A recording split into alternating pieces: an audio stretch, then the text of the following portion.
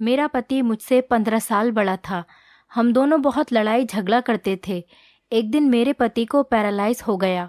अब वो बिस्तर पर पड़ा रहता और रोता रहता और रोते रोते स्टोर रूम की तरफ इशारा करता रहता। मैं स्टोर रूम में जाकर देखती तो वहाँ पर कोई भी नहीं होता था। अचानक एक दिन मेरे पति का देहांत हो गया। उसे मरे हुए हफ्ता ही गुजरा था कि मुझे उसके इशारे याद आने लगे। एक दिन नौकरानी नहीं आई थी तो मैंने सोचा आज मैं स्टोर रूम की सफाई कर लेती हूँ। मैं वहाँ पर सफाई करने चली गई और स्टोर रूम का दरवाज़ा खोलते ही मेरी जान निकल गई, क्योंकि स्टोर रूम की सफाई करते हुए मुझे वहाँ, कहते हैं भगवान सबके साथ इंसाफ करता है, कुछ लोगों के साथ इंसाफ हो जाता है और उन्हें पता भी नहीं चलता। मैं भी उन्हीं लोगों में से थी। मेरा नाम बबीता था। मैं बहुत ज़्यादा खूबसूरत तो नहीं थी। मेरे माता पिता ने मेरी शादी एक बहुत बड़े आदमी से कराई थी जो बहुत बड़ी पोस्ट पर था, लेकिन मुझसे 15 साल बड़ा था और उसके सर पर एक भी बाल नहीं था। हम जब साथ बाहर घूमने जाते तो लोग मुझे उसकी बेटी समझते थे। उसने मुझसे कहा कि मैं ज़्यादा खाना खाया करूं ताकि मेरा भी वज़न बढ़ जाए और मैं भी उसके जितनी उम्र की लगने लगूं। मैंने मजाक में एक दिन कह दिया कि आप अपना वज़न कम क्यों नहीं करते। ये सुनकर तो उसे गुस्सा आ गया। उसने मेरे गाल पर जोरदार थप्पड़ मारा। अभी हमारी शादी को हफ्ता भी नहीं हुआ था कि उसने मुझे इतनी ज़ोर से मारा कि मैं ज़मीन पर गिर गई। उसने कहा, औरत हो तो औरत बनकर रहो, मेरे सर पर बैठने की ज़रूरत नहीं है। मैं अच्छी तरह से जानता हूँ तुम औरतों को, अगर तुम्हें काबू में ना रखा जाए तो तुम पता नहीं क्या करो। यहाँ इस घर में तुम मेरा खाती हो, मैं ही तुम्हारे लिए सब कुछ करता हूँ। तुम्हें कोई हक नहीं मेरा मजाक बनाने का। मैंने कहा कि मैं मजाक नहीं बना रही थी, लेकिन उसने मेरी इतनी सी बात का बहुत बुरा मान लिया और बहुत दिनों तक मुझे ताने देता रहा। वो मेरे लिए ऐसी चीज़ें लेकर आता था जिससे मेरा वज़न बढ़ जाए। कभी मेरे लिए पिज़्ज़ा लेकर आता तो कभी बर्गर। मुझे ये सब खाने की आदत नहीं थी, इसीलिए मेरा मैदा ख़राब हो गया। पर उसने तब भी यही कहा कि अगर तुम खाओगी तो यही चीज़ें खाओगी, वरना नहीं खाओगी। उल्टी सीधे चीज़ें खाने से मेरा वज़न तो बढ़ गया, लेकिन मैं बहुत बेढंगी सी लगने लगी थी। सब मुझे कहने लगे, शादी के बाद तुम्हें क्या हो गया? पहले तो अच्छी खासी खूबसूरत हुआ करती थी, इतनी जल्दी वज़न बढ़ा लिया। मेरे ऊपर जो ज्यादती हो रही थी वो किसी को बता भी तो नहीं सकती थी। उस आदमी ने मुझ पर हाथ उठाया, मुझे मेरे माता पिता और दुनिया वालों के सामने रुस्वा किया। मेरे घर वालों को गालियां देता, उन्हें ताने दिया करता था। पत्नी होने के नाते मेरी ज़रा भी इज्जत नहीं करता। मुझे लगा था कि चलो जो भी हो, वो मेरा पति है, मेरा खर्चा तो उठाएगा ही, लेकिन अब तो उसने वो भी बंद कर दिया। मुझसे कहने लगा, अपना खर्चा खुद उठाओ, मेरे पास तुम्हारे लिए पैसे नहीं हैं। अगर पैसे चाहिए तो अपने लिए नौकरी तलाश कर लो। जीवन में सुकून जैसे कहीं खो सा गया था। रोज़ कोई ना कोई हंगामा ज़रूर करता। मैंने स्कूल में नौकरी करनी शुरू कर दी। मेरी हालत इतनी ख़राब हो गई थी कि कभी कभी तो मैं अपने स्टूडेंट के सामने ही रोने लग जाती। जब मैं उनको अपने पति के बारे में बताती तो वो सुनकर हैरान रह जाती। मेरे पास कोई भी नहीं था जिसे मैं अपना दुख बता सकती। मेरे पति का कहना था, जब तक पत्नी को मारो नहीं वो सीधी नहीं चलती और सर पर चढ़कर बैठ जाती है। इसीलिए मैं अपनी पत्नी को बिला वजह ही मार लेता हूँ। अपने दोस्तों और रिश्तेदार के सामने मेरी बेइज्जती करता रहता। हमारे यहाँ कोई संतान भी नहीं हो रही थी। मैं बहुत परेशान थी, लेकिन किसी को कुछ बता भी नहीं सकती थी। सबसे झूठ बोलना पड़ता था कि सब कुछ ठीक चल रहा है, अच्छी भली जिंदगी गुजर रही थी। न जाने क्यों मेरे माता पिता ने मेरी शादी इस जैसे आदमी से कर दी। मैं हर तरह से कोशिश करती कि मैं उसे पसंद आ जाऊं, उसकी हर पसंद नापसंद का ख्याल रखती। वो जो कहता मैं वही करती, उसकी हर बात मानती। लेकिन मैं उसकी बात मानूं या ना मानूं, उसे मुझ पर गुस्सा ही आता रहता था। कभी कभी तो मुझे लगता था वो किसी और को पसंद करता है या कोई और बात है जिसका गुस्सा वो मेरे ऊपर उतारता है। क्योंकि मुझ पर गुस्सा करने के बाद वो अपने दोस्तों के साथ बाहर चला जाता, उनके साथ घूमता फिरता, हंसी मजाक भी करता और बहुत खुश रहता था।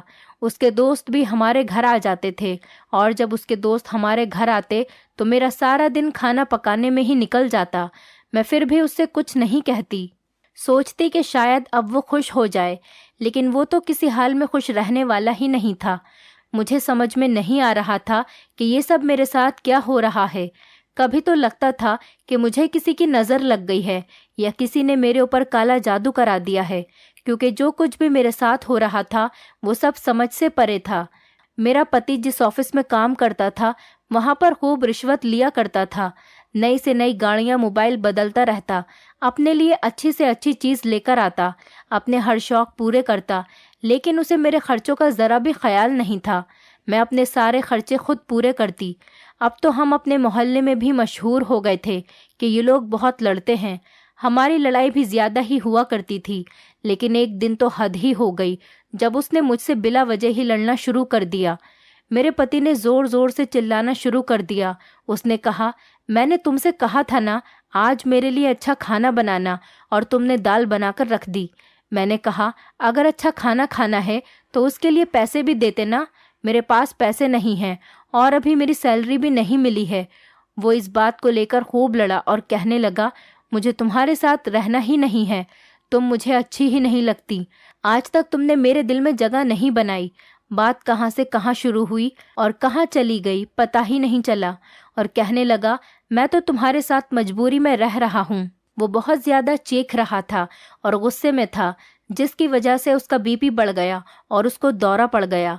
मुझे समझ में नहीं आ रहा था कि मैं क्या करूं। रात का समय था। मैं उसे हॉस्पिटल लेकर गई। डॉक्टर ने कहा कि आपने आने में ही देर कर दी। आपके पति को पैरालाइज हो गया है। अब ना ये चल सकते हैं ना ही बोल सकते हैं। इनका पूरा शरीर बेकार हो गया है। बस ये अपनी दोनों आंखें और 3-4 उंगलियां ही हिला सकते हैं। मेरे पति ने गुस्सा किया और गुस्से में आकर अपना ही नुकसान कर लिया। गुस्से की वजह से उनका बीपी हाई हुआ और उन्हें पैरालाइज का अटैक आ गया। खैर, हफ्ते भर हॉस्पिटल में रहे, फिर हम घर पर आ गए। अब मैं ही उनका ख्याल रखा करती थी। वो बोल ही नहीं सकता था, ना ही हिल सकता था, लेकिन उसे अपने किए पर अब भी कोई अफसोस नहीं था। मैं भी इन सब से खुश नहीं थी। वो जैसा भी था मेरा पति था। मैं नहीं चाहती थी कि उसके साथ कभी ऐसा कुछ हो। एक पत्नी कभी भी अपने पति का बुरा नहीं सोच सकती, चाहे पति जैसा भी हो। अब तो हमारे घर में पैसों की भी परेशानी होने लगी। मैं नौकरी भी करती, घर का काम भी करती और उसे भी संभालती। अब उसकी आंखें बदलने लगी थीं। वो सोचने लगा था कि ये मेरी पत्नी है जिसके साथ मैंने इतना बुरा किया, उसे मारा पीटा, उस पर गुस्सा किया। अब भी वो मेरा इतना ख्याल कर रही है, मेरी खिदमत कर रही है। एक दिन मेरे पति ने मुझे अजीब सा इशारा किया। मैं समझी नहीं कि वो मुझसे क्या कह रहा है। उसने अपनी उंगली से इशारा किया था। मुझे लगा कि वो कह रहा है मुझे बाथरूम जाना है या मुझे भूख लगी है, लेकिन आज उसने जो इशारा किया वो अलग था। वो स्टोर रूम की तरफ इशारा कर रहा था, लेकिन इसका मतलब ये नहीं था कि उसे स्टोर रूम जाना है। मैंने उससे पूछा, क्या हुआ? आप स्टोर की तरफ इशारा क्यों कर रहे हैं? क्या आपको स्टोर रूम में जाना है? तो उसने मना कर दिया। मैंने घर में एक नौकरानी रख ली थी, क्योंकि मैं आधे दिन घर में नहीं रहती थी और अपनी नौकरी भी नहीं छोड़ सकती थी। अगर मैं नौकरी नहीं करती तो घर का खर्चा कैसे चलता, इसीलिए मैंने एक नौकरानी रख ली। ऑफिस वालों ने मेरे पति का हिसाब भी क्लियर कर दिया था। अब वो नौकरी पर नहीं जा सकता था, इसीलिए उसकी तनख्वाह भी आनी बंद हो गई थी, और जो उसकी अभी तक की तनख्वाह और फंड हैं उनको मिलने में थोड़ा टाइम लगेगा। जब मैं उनको फ़ोन करती तो वो कोई ना कोई बहाना ले लेते।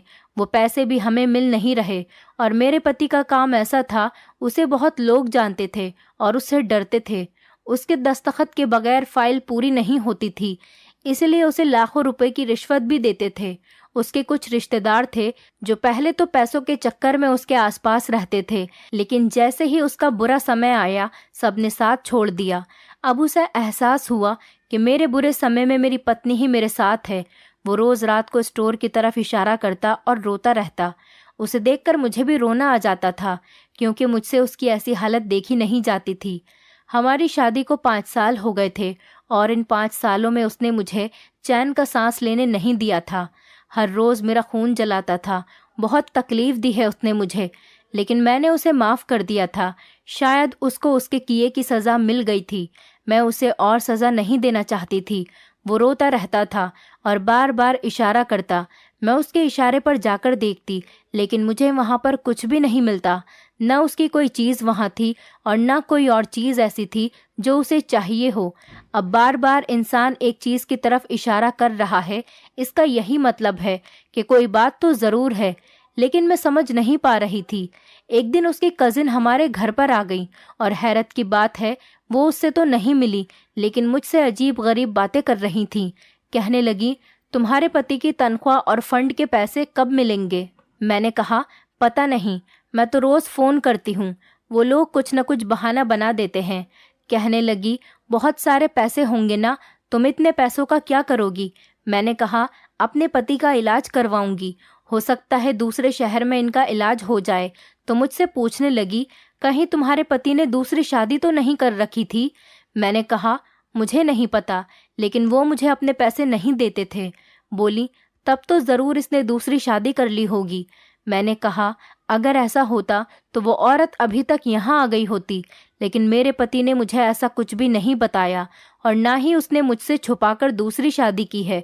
उसने कहा, तुम झूठ बोल रही हो, इसकी सारी दौलत तुम्हारे पास ही है। ये कई लोगों से लाखों रुपए की रिश्वत लेता था, तुम्हारे ऊपर ही उड़ाता होगा, तुम्हारे नखरे देखता होगा। मुझे भी गुस्सा आ गया। मैंने कहा, देखो, मैं खुद नौकरी करती हूँ, सर्दी हो या गर्मी या मेरी तबीयत खराब हो, मैं ज़रूर अपनी नौकरी पर जाती थी। महीने के 30 दिन अपना सर खपाने के बाद मुझे 30,000 रुपये ही मिलते हैं और वो भी घर के खर्चे में ख़त्म हो जाते हैं। तुम्हें उसके पैसे चाहिए तो खुद तलाश कर लो, उसके पैसे भी, उसकी दूसरी पत्नी भी, अगर मिल जाए तो मुझे बता देना। उसने कहा, तुम बहुत बदतमीज़ हो और तुम्हारा पति भी ऐसा ही था, इसलिए आज इस हाल में पड़ा है। तुम देखना कहीं तुम भी इसी हाल में ना पहुंच जाओ। आज वो लोगों का मोहताज है, कल तुम भी मोहताज न बन जाना। अगर ऐसा हुआ तो तुम दोनों का ख्याल कौन रखेगा? तुम तो तड़प तड़प कर भगवान को प्यारे हो जाओगे। मैं उसकी बातें सुनकर हैरान रह गई और सोचने लगी, कैसी दुनिया है, ये लोग किसी भी हाल में आपको नहीं छोड़ते। मैंने उससे अब भी तमीज़ के साथ कहा कि तुम यहाँ से जा सकती हो। फिर वो हमारे घर से चली गई। मैंने सारी बात अपने पति को बताई। वो सुन भी रहा था, समझ भी रहा था और रो रहा था। वो मुझसे शायद बातें करना चाहता था, लेकिन अब वो बोल नहीं सकता था। अगले दिन मैंने डॉक्टर से चेकअप करवाया तो डॉक्टर ने भी यही कहा कि इनके ठीक होने की उम्मीद बहुत कम है। अभी तो ये ऐसे ही रहेंगे, आगे भगवान की मर्जी, लेकिन अगर आप चाहें तो किसी और डॉक्टर को दिखा सकती हैं या किसी और शहर ले जा सकती हैं। डॉक्टर हर महीने आकर चेक करते थे, लेकिन कोई अच्छी खबर नहीं मिल रही। लेकिन बस मेरा पति बार बार स्टोर रूम की तरफ इशारा करता रहता और मैं समझ नहीं पाती कि वो क्या कहने की कोशिश कर रहा है। वो यूं ही रोता रहता। डॉक्टर कहते, अगर ये रोते रहेंगे तो इनकी आंखें भी खराब हो जाएंगी और दवाई भी असर नहीं करेगी। मैं उन्हें समझाती और कहती कि आप रोया न करें, सब्र करें। एक दिन जब सवेरे में उनको जगाने गई तो मैंने देखा कि वो जाग नहीं रहे थे। तभी मुझे एहसास हुआ कि वो इस दुनिया में नहीं रहे। मेरे पैरों तले ज़मीन निकल गई। मैंने डॉक्टर को बुलाया। उन्होंने कहा कि इनका तो देहांत हो चुका है और इनके लिए यही अच्छा हुआ, क्योंकि ये जीने की उम्मीद छोड़ चुके थे और बहुत तकलीफ में थे। कि अच्छा हुआ इन्हें भगवान ने बुला लिया। मुझे ये सुनकर बहुत सदमा लगा और मैं रोने लगी। वो जैसे भी थे, आखिर मेरे पति थे। उन्होंने मेरे साथ कुछ भी किया हो, लेकिन उन्हें भी जीने का हक था। मैंने पूरी इज्जत के साथ उनका क्रियाक्रम किया। मैं कुछ समय नौकरी पर नहीं गई, मैं घर में ही रहती और मेरे साथ घर में एक नौकरानी रहती थी। वही घर का सारा काम करती थी, खाना बनाना, सफाई करना, कपड़े धोना। मेरे पति के देहांत के बाद मेरा किसी काम में दिल नहीं लगता था। एक दिन किसी ने दरवाज़ा बजाया और मुझे नौकरानी ने आकर बताया कि मुझसे कोई औरत मिलना चाहती है, उसके साथ बच्चे भी हैं। मैंने कहा, क्या नाम है उसका? उसने मुझे नाम बताया। मैंने कहा कि मैं इस नाम की किसी औरत को नहीं जानती। खैर, तुम उसे बाहर बिठाओ, मैं आ रही हूँ। और जब मैं बाहर आई तो मैं सच में उस औरत को नहीं जानती थी और ना ही उसके बच्चों को मैंने कहीं देखा था। मैंने उससे पूछा, कौन हैं आप? उसने कहा, मैं तुम्हारे पति की दूसरी पत्नी हूँ। अब वो मर गया, मैं अपना और अपने बच्चों का हिस्सा लेने आई हूँ। तुम्हारे पति ने 3 साल पहले मुझसे छुपकर शादी कर ली थी और 3 साल में मेरे 2 बच्चे भी हैं। अब मैं अपना हक लेने तुम्हारे पास आई हूँ। जब मैंने ये बात सुनी तो मुझे उस औरत का ख्याल आ गया जो उस दिन हमारे घर पर आई थी। इसका मतलब वो गलत नहीं कह रही थी और इनके बाकी रिश्तेदार भी सही सोचते थे। मैंने कहा, तुम्हें शर्म नहीं आई एक शादीशुदा आदमी से शादी करते हुए? उसने कहा, इसमें मेरा क्या कसूर है? वो तुम्हें पसंद नहीं करता था, तुम उसे अच्छी नहीं लगती थी और मैं खूबसूरत और हसीन हूँ। वो मेरे पीछे पड़ गया और मुझसे शादी कर ली।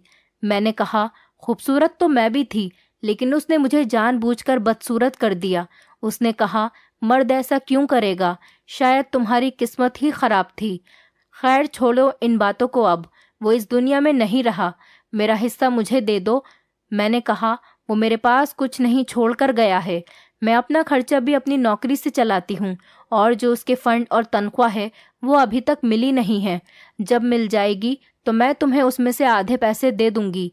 और रहा ये घर, तो ये घर भी किराए का है और इसे मैं चलाती हूँ। तुम्हारा पति नहीं चलाता था, वो मुझे पैसे भी नहीं देता था। तुम पर ही उड़ाता होगा अपनी सारी दौलत, तभी तो इस घर में 1 रुपया भी नहीं देता था। तुमने उसके जीते जी बहुत ऐश कर लिया, अब तुम्हें क्या चाहिए? वो औरत मुझसे लड़ने लगी और मेरे पूरे घर की तलाशी लेने लगी। मैंने कहा कि यहाँ कुछ भी नहीं है, जाओ यहाँ से। मेरा बीपी बढ़ने लगा। मुझे उसकी हरकत से बहुत गुस्सा आ रहा था और वो औरत बहुत जिद्दी और बदतमीज थी। जब उसे कुछ नहीं मिला तो वो घर से चली गई और कहकर गई कि मैं तुम पर नज़र रखूंगी, जब उसके पैसे आ जाएंगे तो मैं खुद लेने आ जाऊंगी, मुझे सब कुछ पता चल जाएगा। मेरी नौकरानी ने बताया कि वो उस औरत को जानती है, वो बहुत बिगड़ी हुई औरत है। अमीर आदमी को पहले फंसाती है, फिर उससे शादी करती और फिर बाद में उनके सारे पैसे ले लेती है। यह डिवोर्स के नाम पर बच्चों का खर्चा मांगती है। अब पता नहीं उसने ऐसा क्यों किया, लेकिन ये अच्छी औरत नहीं है, इसको तो सारा मोहल्ला जानता है। मैंने कहा, मेरी जिंदगी में कुछ अच्छा नहीं हो सकता। पति ने भी मुझे तंग किया और जाने के बाद भी मेरे गले में मुसीबत डाल गया। मैं क्या करूं? अभी मेरे पति को मरे हुए ज्यादा समय नहीं हुआ था। मुझे बार बार अपने पति का ख्याल आता कि वो स्टोर रूम की तरफ इशारा क्यों करता था। अपने आखिरी समय में भी वो यही इशारा कर रहा था। मुझ में उसकी याद बस गई थी। औरत भी बहुत अजीब होती है, जब किसी से मोहब्बत करती है तो उसकी बेवफाई भी माफ़ कर देती है, लेकिन मर्द के अंदर इतनी ताकत नहीं होती। मुझे तो आज तक ये समझ नहीं आया कि मेरे पति ने मेरे साथ ऐसा क्यों किया, जबकि मैंने तो हमेशा उससे मोहब्बत ही की। मैं अपने घर से भी यही सोच कर आई थी कि हमेशा अपने पति का साथ दूंगी। मैं देखने में भी अच्छी थी, लेकिन शायद उसके दिल में जगह नहीं बना सकी। औरत खूबसूरत है या नहीं, मर्द की नज़र तय करती है। अगर कोई औरत एक बार मर्द को खूबसूरत लग जाए, तो अगर वो खूबसूरत ना भी हो तो वो उसे अपने दिल की मलका बनाकर रखता है। और कभी कभी तो बहुत खूबसूरत औरत भी मर्द के दिल को नहीं भाती, तो उनकी हालत मेरे जैसे हो जाती है। क्योंकि आजकल तो हालात ही ऐसे थे।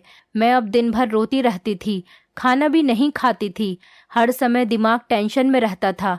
लेकिन मेरे पास अब क्या रह गया था? मेरी उम्र भी अभी कोई ज़्यादा नहीं हुई थी। मुझे किसी से शादी भी नहीं करनी थी।